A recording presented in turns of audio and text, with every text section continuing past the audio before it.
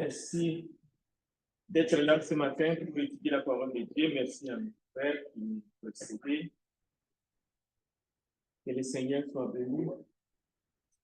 Nous allons examiner la parole de Dieu ce matin. On va survoler un peu la Bible. Je remercie le frère Jérémy et d'autres qui m'ont précédé ce matin. Et nous prions aussi pour ceux qui vont nous rejoindre et ceux qui sont avec nous en ligne au fait. Que la grâce et la paix de notre Seigneur soient avec vous. Alors, le premier texte que nous allons aller regarder aujourd'hui comme introduction, c'est Deutéronome chapitre 6, verset 4 à 9, pour voir un peu comment Dieu a choisi de s'adresser aux habitants de la terre. Parce que Dieu a un plan qu'il a conçu pour qu'il puisse communiquer avec ses créatures, pour qu'il puisse leur transmettre le message. Que ce soit le message de la rédemption, que ce soit le message de la création, que ce soit la manière que son peuple ou ses créatures devraient se comporter, Dieu avait un plan. Et ce plan-là fonctionne et tient bon jusqu'aujourd'hui. Alors, Deutéronome chapitre 6, nous lirons le verset 4 à 9. Si vous avez trouvé, allez, s'il vous plaît. Écoute Israël, l'Éternel notre Dieu est le seul éternel.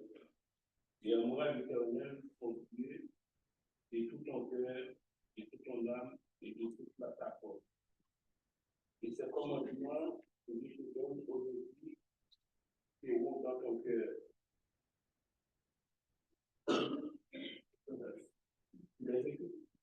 Les écrituras à tes enfants et tu en parleras quand tu seras dans ta maison. Quand tu iras en voyage, quand tu t'écouteras et quand tu t'écouteras, les liras comme un signe sur les mains et ils seront comme des poteaux entre les yeux. Tu les écriras sur les poteaux de la maison et sur les portes. Voilà, très bien. Dans l'histoire de Dieu avec les hommes, vous allez voir que dans la Bible, nous avons des généalogies. Ces généalogies nous sont présentées. Il y a les parents, il y a les grands-parents. Parfois, l'Éternel va aller plus loin. Donc, dans plusieurs générations, il y a des grands-parents et des arrière-arrière. Mais quand même, on peut voir ces liens entre les parents et les grands-parents. C'est clair, c'est bien tracé. Tout cela pour dire que la famille, dans le plan de Dieu, c'est ça, en fait, la base. Dieu a passé par la famille. C'est par la famille que Dieu va asseoir justement son plan dans l'histoire avec les humains. Et dans les généalogies, vous pouvez les lire dans la Bible, vous allez voir, un tel a engendré des fils et des filles. Un autre a engendré des fils et des filles, ainsi de suite. C'est-à-dire, il y a toujours cette notion qui est importante. Alors, bien sûr,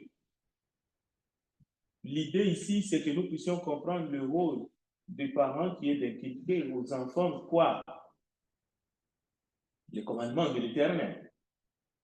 Mais vous allez remarquer qu'aujourd'hui, il y a beaucoup de traditions, il y a beaucoup de coutumes dans ce monde. Et Jésus dénonce. Lorsqu'on annule la parole de Dieu au profit des coutumes et des traditions, c'est Jésus qui l'a dénoncé. Et il a dénoncé en disant aux Juifs, vous annulez la parole de Dieu avec l'histoire des corbans. Vous dites qu'on ne doit pas honorer les parents, ainsi de suite.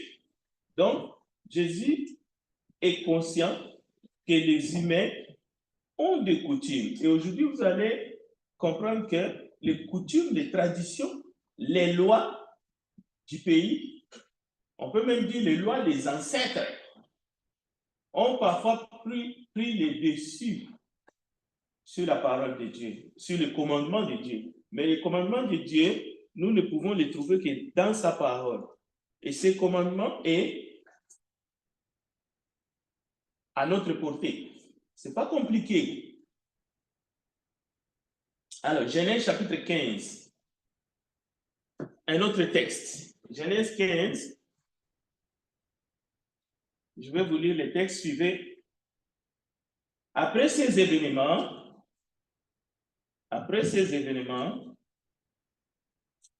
je suis au verset 1er. La parole de l'Éternel fut adressée à Abraham dans une vision.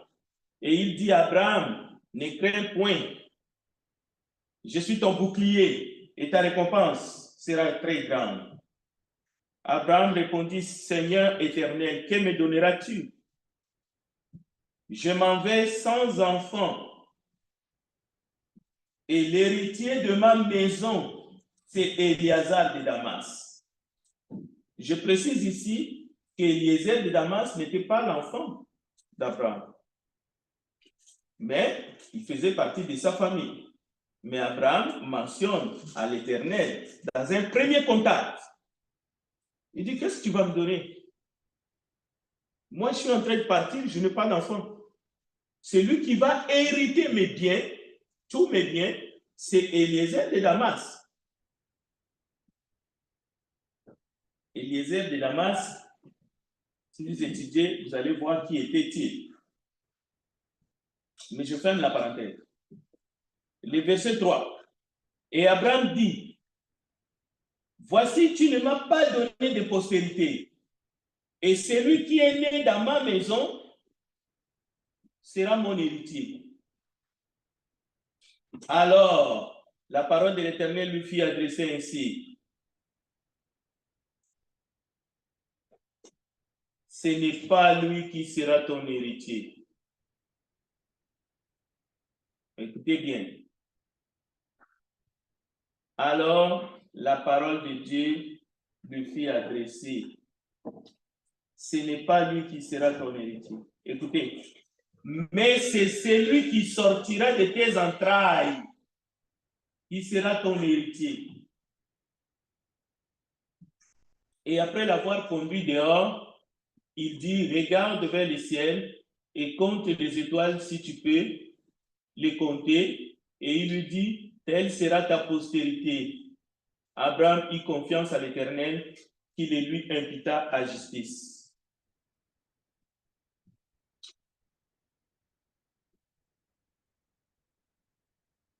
En parlant du sujet que je vais toucher, je ne voudrais pas que vous perdiez de vue l'héritage éternel que Dieu nous donne ou nous promet.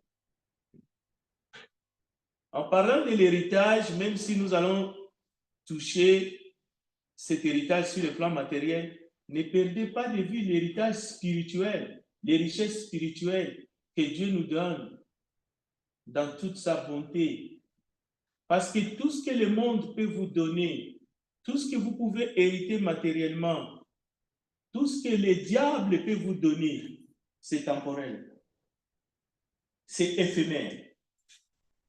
Mais ce que Dieu vous donne, je dis bien, dans le cadre des richesses spirituelles, c'est éternel.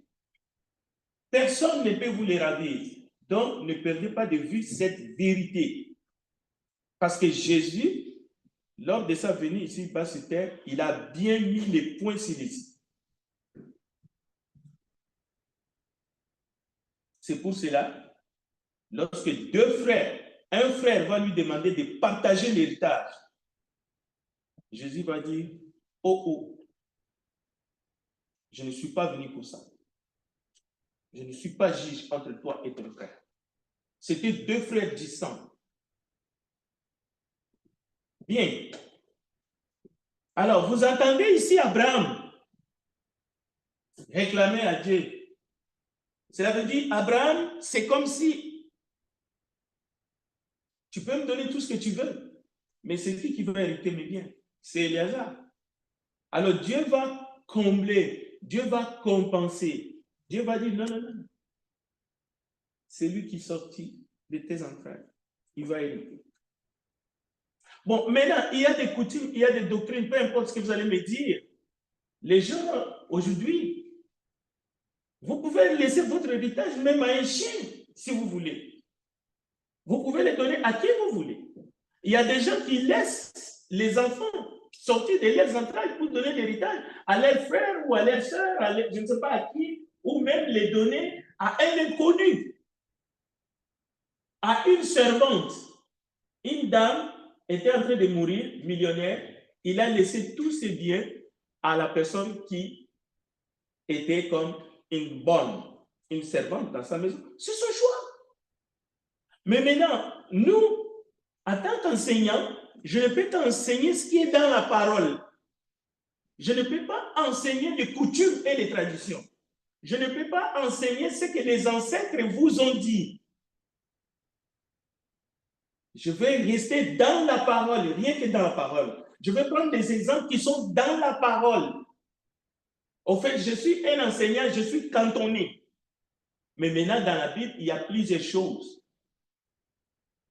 Seulement, il ne faut jamais forcer un texte pour faire dire à un texte ce que le texte ne dit pas. Ce qu'un texte ne dit pas, peut-être que vous pouvez trouver dans un autre texte qui va dire ce que vous pensez. Maintenant, utilisez ces textes-là. Genèse chapitre 28. Genèse chapitre 28, à partir du verset 1er.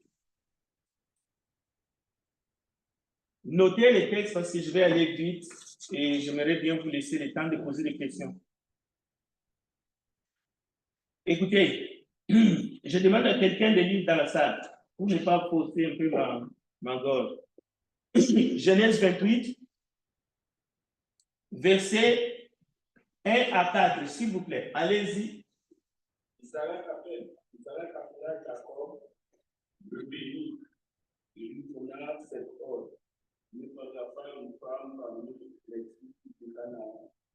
Lève-toi, va à Padan, Aram, à la maison de Bethuel, terre de ta mère, et prends-y une femme, tes filles de Liban, de la mer. Et que ceux qui sont chez Bénis, le bon et te multiplie afin que tu deviennes et de paix. Où il te donne la bénédiction d'Abraham à toi et ta postérité avec toi, afin que tu puisses le pays où tu habites comme étranger et qu'il a donné à Abraham. Merci. Dans la Bible, depuis la Genèse, Abraham, Adam, Abel, Caïn, ainsi de suite, la famille, c'est au cœur de Dieu. Maintenant, il faut savoir de quelle famille. Isaac appelle Jacob, le béni, et lui donna cet ordre. Il y a Isaac, mais il y a Isaïe. Il y a un peuple qui va se former avec Jacob, mais il y a un autre peuple qui va se former avec Isaïe, son frère. C'est deux peuples différents. Mais il y a l'amour, il y a la fraternité.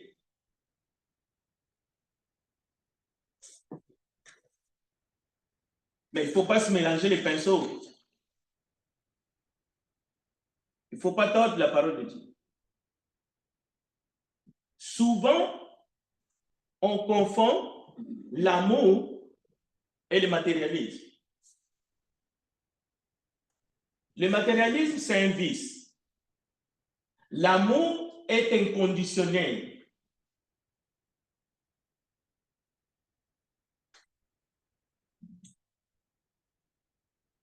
Ton père, même s'il n'a rien, il demeure ton père. Ton frère, même s'il n'a rien, même s'il te donne rien, c'est toujours ton frère, toujours ta sœur. L'amour, il ne faut pas confondre l'amour avec peut-être... oui, je vais l'expliquer de la bonne façon.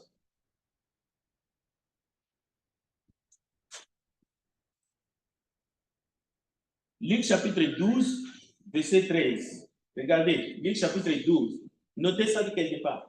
Luc chapitre 12 à partir du verset 13. Écoutez bien les textes, je vais les lire. Donc vous allez vous-même faire la recherche chez vous. Allez-y dans Luc.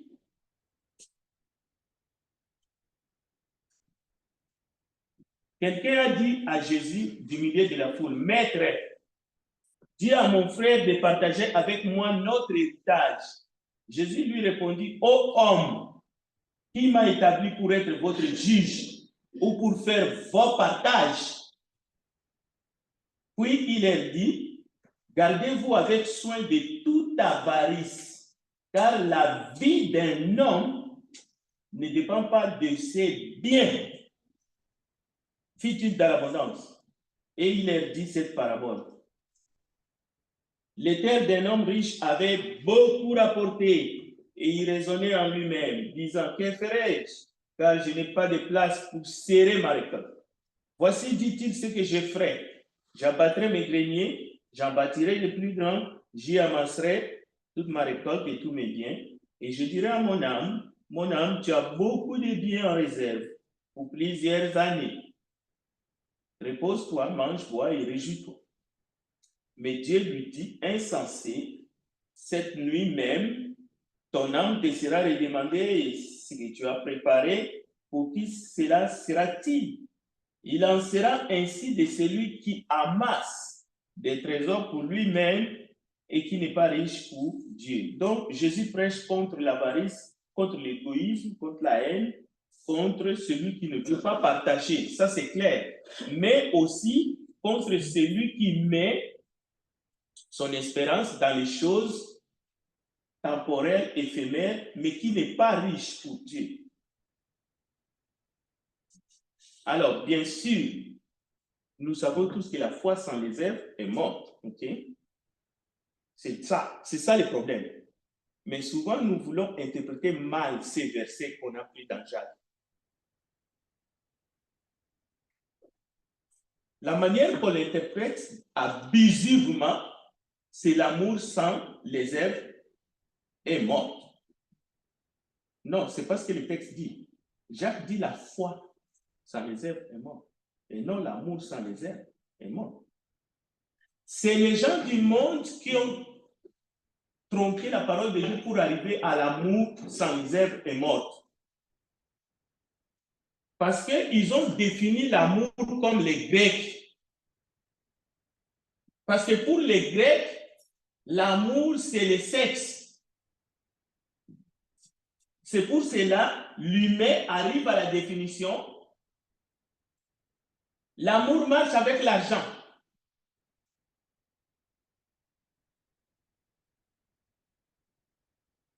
Tu vas m'aimer, mais tu n'as rien à me donner.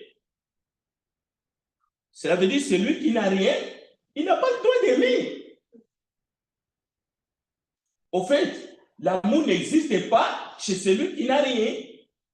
Non, la Bible dit la foi sans les œuvres est morte, pas l'amour sans les œuvres est morte.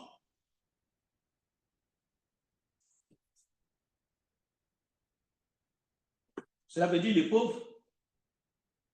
C'est ça la politique qui est dans ce monde.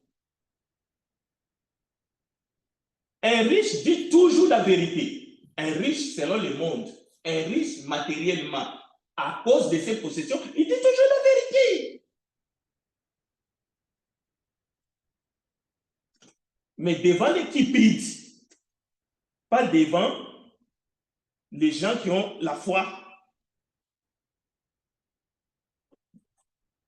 Tu peux avoir des milliards, tu peux être le roi.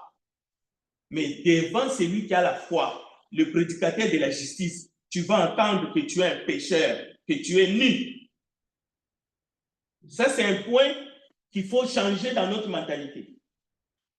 C'est seulement une prostituée qui a la devise que l'amour marche avec l'argent. Pourquoi? Parce que lui, il vend son corps.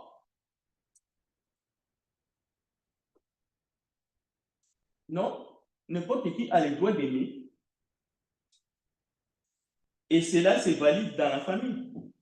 Vous n'avez pas remarqué que dans la famille, que celui qui est un peu, qui a un peu de moyens, il est adoré, tout le monde sont à ses pieds, on est prêt même assis. Vous n'avez pas remarqué? Vous n'avez pas vu des enfants disent, ah, vraiment parce que je n'ai rien, maman, parce que je n'ai rien, papa. Vous me traitez comme un torchon. Vous n'avez pas entendu ça? Eh bien ça risque de rentrer dans l'église.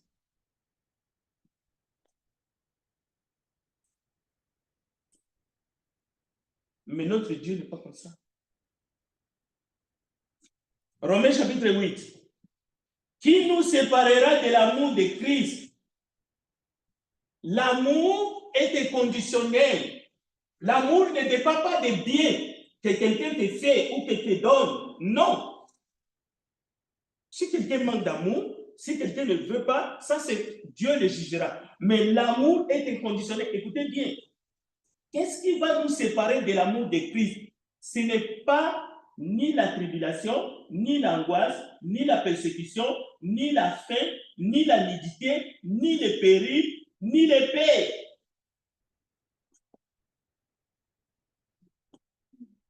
Dans un terrain en guerre, les bombes sont en train de tomber. Un blessé peut manifester de l'amour envers ceux qui le bombardent. Mes amis, l'amour, c'est une puissance. Ne banalisons pas l'amour de Dieu. Dieu nous aime et nous devons aimer Dieu, même lorsque nous avons tout perdu comme Job, même lorsque nous souffrons, mais Dieu nous aime. L'amour est inconditionnel. Dans toutes ces choses, nous sommes plus que vainqueurs par celui qui nous a aimés. J'ai l'assurance que ni la mort, ni la vie, ni les anges, ni les dominations, ni les choses présentes, ni les choses à venir, ni les puissances, ni la hauteur, ni la profondeur, ni aucune autre créature ne pourra nous séparer de l'amour de Dieu manifesté en Jésus-Christ, notre Seigneur.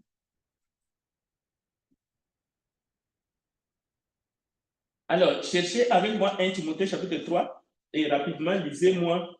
On va lire quelques versets. Je vais faire le contexte parce qu'il faut que je réponde à la question que la sœur Anne avait posée. N'avait pas eu le temps de bien argumenter parce que j'ai des frères, j'ai des sœurs qui nous suivent, vous aussi, pour que cela ne soit pas mal interprété. Alors, 1 Timothée chapitre 3, à partir du verset 1er, lisons seulement les 5 versets, s'il vous plaît. Cette parole est certaine.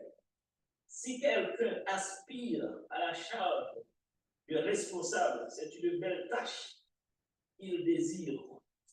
Il faut donc que le responsable soit irréprochable, fidèle à sa femme, sobre, réfléchi, réglé dans sa conduite, hospitalier, capable d'enseigner. Il ne doit pas être buveur, violent, ni attiré par le gain, mais au contraire, tout, pacifique et désintéressé. Il faut qu'il dirige bien sa propre maison et qu'il tienne ses enfants dans la soumission et un entier respect. En effet, si quelqu'un ne sait pas diriger sa propre maison, comment prendra-t-il soin de l'Église de Dieu? Voilà, merci, frère Emmanuel. Vous avez entendu? Il faut qu'il dirige bien sa propre maison. Il tient ses enfants dans la soumission, dans une parfaite honnêteté. Si quelqu'un ne sait pas diriger sa propre maison, comment prendra-t-il? Donc, si vous continuez, vous pouvez lire, les diacres doivent aussi être maris d'une seule femme. Une seule femme, et diriger bien leurs enfants et leur propre maison. C'est le verset 12. Vous pouvez aller plus loin, vous allez trouver je t'écris ces choses, ça c'est le verset 14, avec l'espérance d'aller bientôt vers toi, mais afin que tu saches, si je tarde, comment il faut se conduire dans la maison de Dieu. Donc, il y a une parallèle. Ça veut dire une église qui est l'église du Dieu vivant, la colonne et l'appui de la vérité. C'est le contexte de 1 Timothée chapitre 5.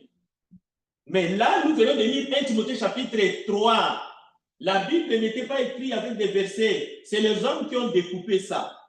Le contexte, ça commence à 1 Timothée chapitre 1. La lettre commence au début. Et ça continue. Vous voyez le contexte.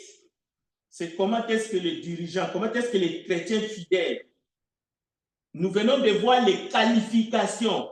Si tu ne fais pas ces choses, si tu ne t'occupes pas bien de ta femme, si tu n'es pas fidèle à ta femme, si tu ne diriges pas bien tes enfants, biologiques ou adoptés, mais qui sont sous ta gouverne, tu es disqualifié.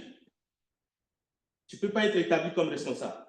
Donc, c'est ça le contexte. Maintenant, la lettre continue et nous arrivons à 1 Timothée chapitre 5 et nous allons lire le verset 3. Je demande à quelqu'un de nous lire 1 Timothée chapitre 5, verset 3 et 4. Juste ces deux versets. Honore le veuve qui sont véritablement veuves. Si une veuve a des enfants ou des petits-enfants, ils s'apprennent avant tout à exercer la piété envers leur propre famille et à rendre à leurs parents ce qu'ils ont reçu d'eux, car cela est agréable à Dieu. Très bien. Le frère a fait une étude qui était excellente. Il n'y a rien à faire, mais la question de ces rangs doit être précisée dans son contexte. Ce n'est pas du tout qu'on ne veut pas qu'on aide les autres membres de famille, loin de là. Mais il ne faut pas fausser les textes. C'est ça le point. Alors, écoutez, même dans le contexte de veuve, une veuve, s'il a des enfants et des petits-enfants, nous avons vu les liens parents, grands-parents. C'est-à-dire, les petits-enfants ont des devoirs envers leurs grands-parents. C'est écrit, le texte est là. Ce n'est pas des coutumes, ce n'est pas des traditions. Nous sommes dirigés par l'autorité de la parole. Ça concerne aussi les mêmes. Mais si vous prenez la version de King James, qui respecte l'original, vous allez voir que dans d'autres versions, oui, on a mis famille, mais d'accord, mais quelle famille? Pour comprendre de quelle famille il s'agit, est-ce que c'est famille élargie ou restreinte, il faut retourner dans le contexte. Et nous venons de voir le contexte dans 1 Timothée chapitre 3.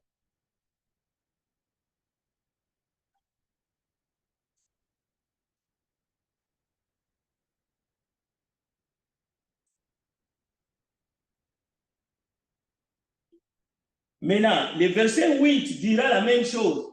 Si quelqu'un n'a pas soin des siens, et principalement des ceux de sa maison, dans les traditions où il y a famille, retenez le contexte, c'est 1 Timothée chapitre 3. On peut aller en grec, on va trouver le même mot. C'est la maison dont il s'agit.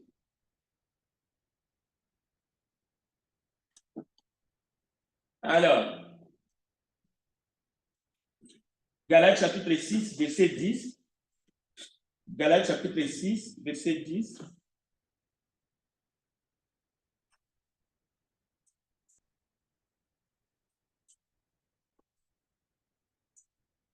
Allez-y. Ainsi donc, pendant que nous en avons l'occasion, pratiquons le bien envers tous et surtout envers les frères dans la foi. Voilà. Pendant que nous en avons l'occasion, pratiquons le bien envers tous. C'est un devoir. C'est pas que tu veux, non. même envers sa propre famille, les siens, les gens de sa maison, c'est un devoir. Mais attention, la différence, c'est que là, il s'agit d'un devoir où tu peux perdre la qualité de serviteur ou servante. Tu peux perdre. Tu peux être disqualifié pour servir. Mais par contre, envers tous, c'est un devoir, dépendamment de tes moyens. Volontairement, mais c'est un devoir. Il faut faire du bien à tous. Pas seulement aux gens de ta famille, aux membres de ta famille biologique, mais même aussi aux gens qui ne sont pas de ta famille biologique.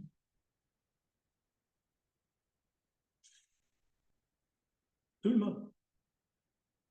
Donc, Galates chapitre 6 nous montre que nous devons exercer l'hospitalité, que nous devons être ouverts, que nous devons aider les neveux, les filles, les ça, tout le monde, selon nos moyens.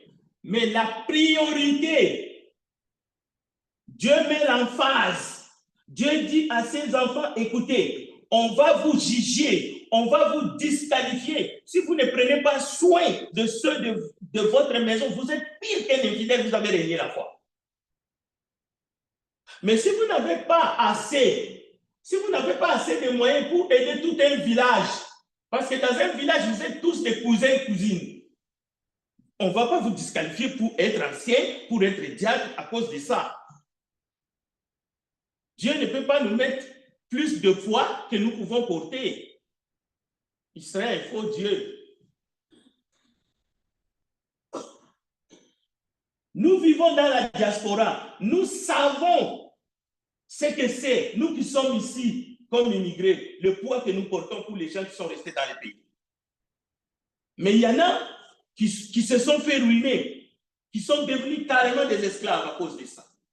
Et même qui sont allés voler pour essayer de paraître. Donc, c'est un message qui est très dangereux. Je sais qu'on me suit jusqu'au fond fin.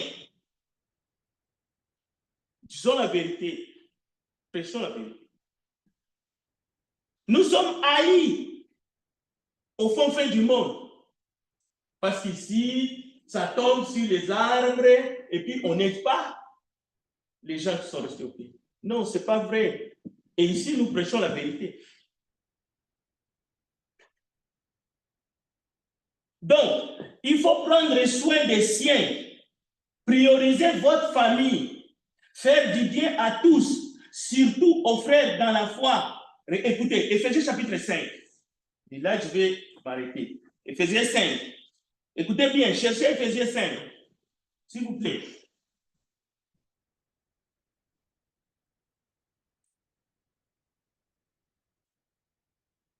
J'ai une petite sœur qui est tout le temps dans Facebook. Elle me suit.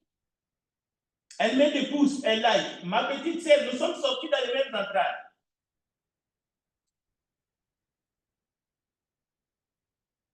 C'est ainsi que les maris doivent aimer leurs femmes comme leur propre corps. Celui qui aime sa femme s'aime lui-même, car jamais personne n'a haï sa propre chair, mais il la nourrit et en prend soin, comme Christ le fait pour l'Église. Si vous voulez faire ça à votre petite sœur ou à votre petit frère, allez-y. Mais ce texte-là ne te permet pas, t'ordonne de le faire dans un cadre restreint. Mais tu peux faire du bien à tout le monde. Dieu n'est pas égoïste.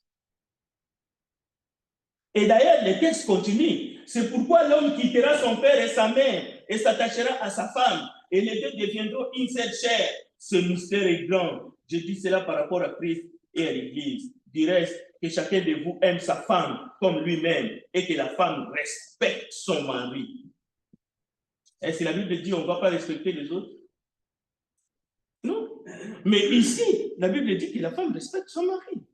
C'est juste ça. Donc ne nous perdons pas. Donc faire du bien à tous est recommandable. selon ses moyens. Mais envers sa famille, nous entrons dans les fondamentaux.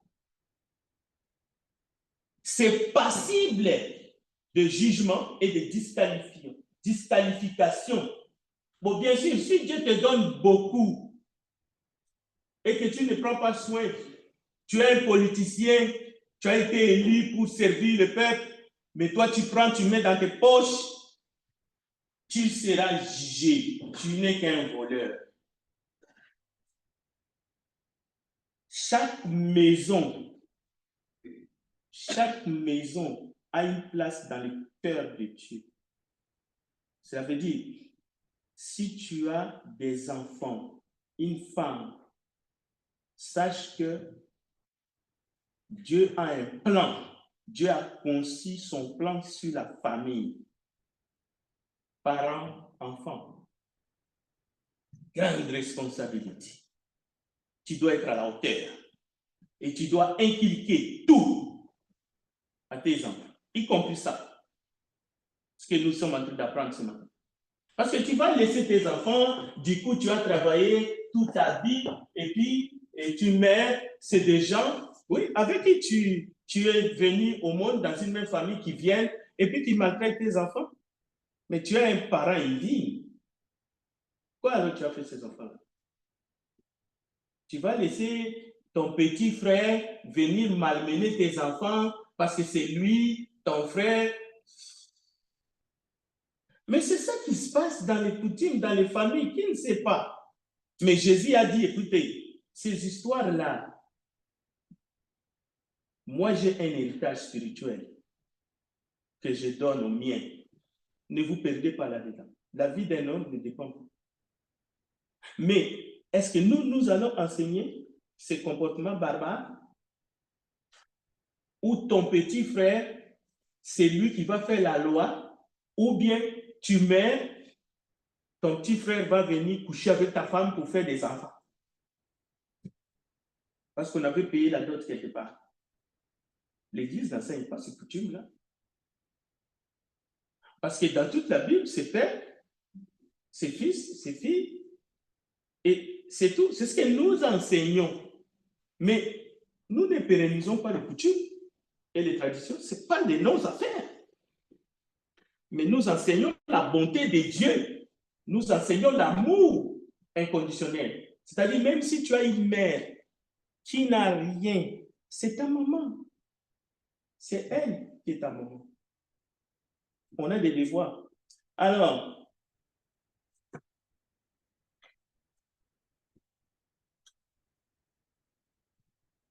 la Bible souligne l'importance de l'engagement familial. La Bible souligne l'importance de notre vision juste de la parole de Dieu. Est-ce qu'il y a une question, commentaire?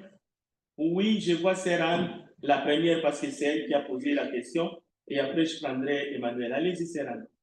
Oui, c'est quelqu'un à une femme, normalement sa femme, et puis normalement il ne prend pas soin d'elle, et puis ce sont les enfants qui prennent soin de leur mère, normalement, qu'est-ce qui va arriver?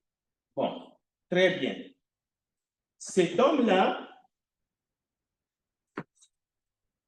a régné la foi. Il est pire qu'un infidèle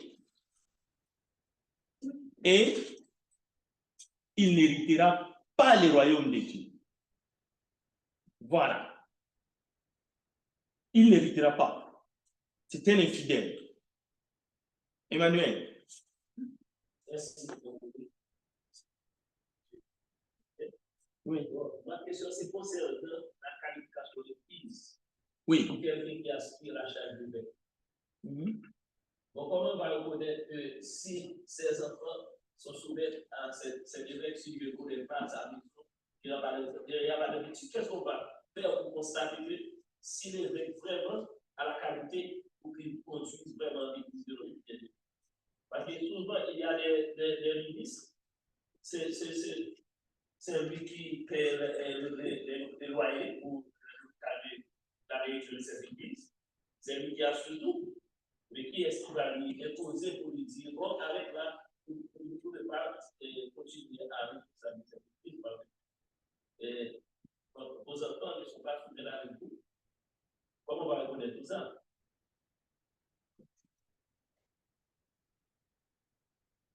Bon, je vais prendre les bouts que je fais.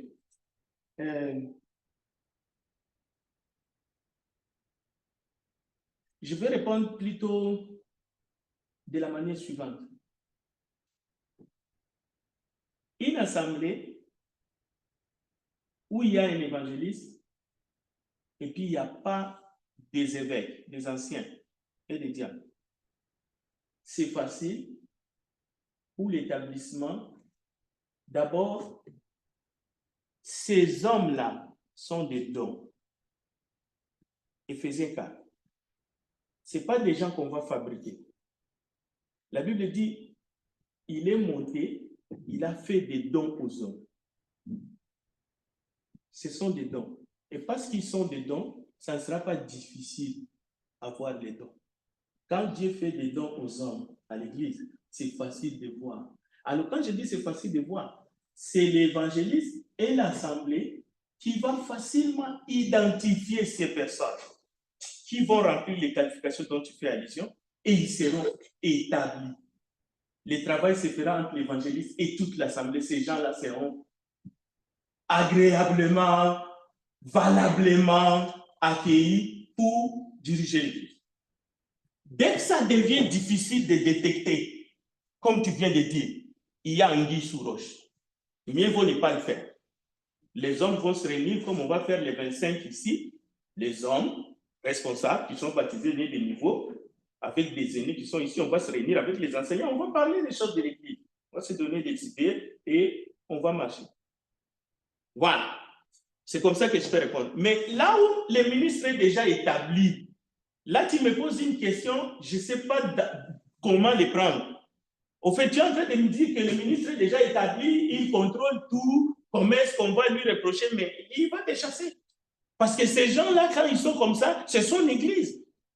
C'est son église, il va te chasser. Tu ne peux pas te dresser contre lui. D'abord, il ne peut pas te nommer dans l'opposition, parce que lui, il est là. Il ne peut pas te nommer diacre ou ancien dans l'opposition contre lui. Il va te chasser. Alors, je ne peux pas me prononcer contre ces gens-là. Peut-être que c'est lui qui a commencé. Il dit, c'est moi qui a commencé mon église. Là. Toi, tu es venu me trouver, tu veux me donner des ordres. Donc, tu vois. Donc, je ne peux pas répondre à ça. C'est compliqué. Quelqu'un d'autre? Oui. Oui.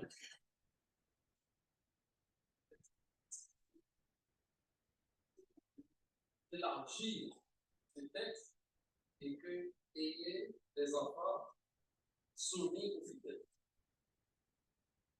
Alors, quelqu'un qui a des enfants, qui est arrivé, et que ses enfants sont sous ses responsabilités jusqu'à l'âge de décision. Et que si les enfants arrivent à la décision, ils ont choisi, ils ont fait leur vie, on extrapole ça et que ça disqualifie encore quelqu'un pour être dirigeant de l'Église. Est-ce que c'est contextuel par rapport à une idée, comme les gens essayent de généraliser ce texte? Est-ce que c'est des enfants sous votre responsabilité qui font partie de votre maison? Bien, c'est des enfants à l'âge d'adulte qui s'éparpillent par-ci par-là dans le monde. Bon, c'est vrai, l'église, chaque église locale décidera. Il y a des assemblées locales qui considèrent qu'un enfant est devenu adulte, par exemple, qui s'est marié dans le Seigneur, et puis en plus, il a fait un parcours difficile, comme on sait, puis elle a divorcé. Il y a des assemblées qui vont utiliser ça pour que la personne ne devienne pas à charge de l'église. Ça, c'est la décision de l'assemblée locale. On ne peut pas l'obliger. Ça, c'est leur vision. Même si l'écriture n'extrapole pas, mais il y a d'autres qui comprendront que cet enfant est devenu adulte il a été élevé dans les normes, il est devenu adulte et puis il a fait un parcours difficile. Donc, mais il ne faut pas extrapoler. Il ne faut pas extrapoler. Je ne pense pas que Dieu veut qu'on extrapole. Non, on ne peut pas juger un père toujours par rapport à son enfant jusqu'à l'infini. Non. Oui, frère Mike. Oh. Ce matin, après, tu vas parler, après je vais prier. C'est juste que par rapport à ce c'est pas tout faire aussi. Parce que si je savais maintenant que quelqu'un qui a un ministère de l'Église et que, je ne sais pas, son enfant se retrouve avec un couple, on l'arrête, tout d'abord, sa fille, je ne sais pas, n'importe quoi, je exagère la situation. Il faut comprendre aussi qu'il ne faut pas non plus scandaliser l'Église aussi, parce qu'il y a ce contexte aussi beaucoup qui est à sa parce que de nous, une nouvelle manière pour aller dans cette personne espace.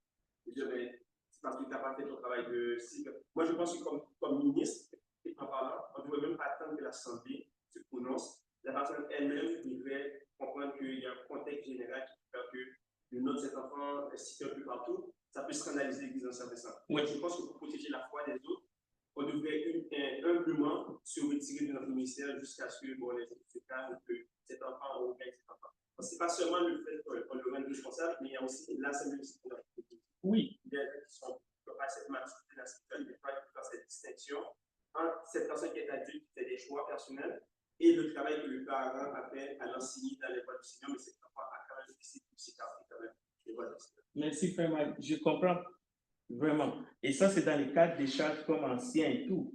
Mais ça ne s'applique pas à quelqu'un qui a le ministère d'évangélisation, par exemple. Ça ne s'applique pas. Parce qu'il y a des enfants qui deviennent adultes, par exemple, et qui sont dans la politique, qui vont faire des choses pires, même qu'est-ce que tu viens de dire là. Tu vois, qui vont gérer mal les fonds de tout un pays. Tu vois. Alors, ça n'empêche pas son père de prêcher l'évangile. Tu vois. Alors, c'est matin parce qu'il a levé la main après, je te prie. Est-ce qu'il y a quelqu'un qui n'est pas encore marié? Est-ce qu'il est capable de... Non. Ni ancien d'ailleurs. Mais c'est ce qu'on voit dans le monde. Terminons par une prière. Merci. Nous te bénissons en tant que Père, toi qui nous aimes. Il nous a donné la responsabilité de nous aimer les uns les autres et de nous faire du bien sans restriction. Mais tu as demandé aux parents d'élever les enfants selon le Seigneur et de prendre soin d'eux. Et aussi, le mari de prendre soin de leurs femmes et que les femmes aussi soient comme des aides dans l'éducation et aussi dans la vie familiale. Glorifie ton nom au milieu de ton peuple. Ce matin, nous voulons t'offrir un culte agréable à l'honneur de ton saint nom. Au nom de Jésus-Christ, notre Seigneur, nous avons ici. Amen. Amen.